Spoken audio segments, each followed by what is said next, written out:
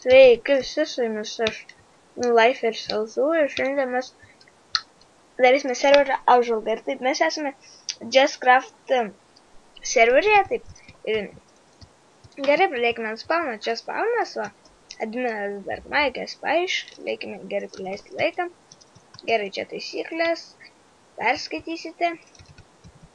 Tada čia warp visi. Aš nerodysiu, IP bus description'e. Pavyzdžiui, savininkas dar Maikė, adminas tasai, prižiūrėtas ir adminė.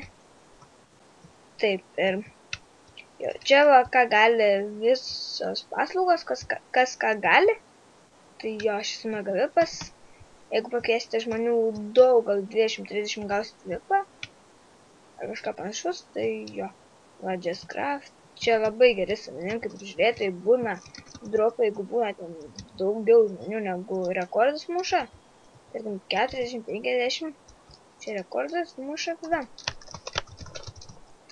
Jo. Tai mes nusiavom į modą. Galiu aprodyti, va čia galim prašyti mesti. Tai galim prašyti varpulką.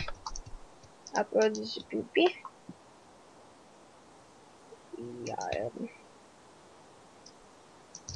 čia buvo PP toksai.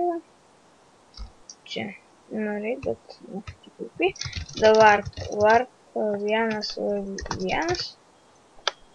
galim nuėti. Jo, čia buvo tas. Grįžkime į spawną. Tai jo, galim dar nuspirinti pas savininką. Kurio nėra berods serveryje.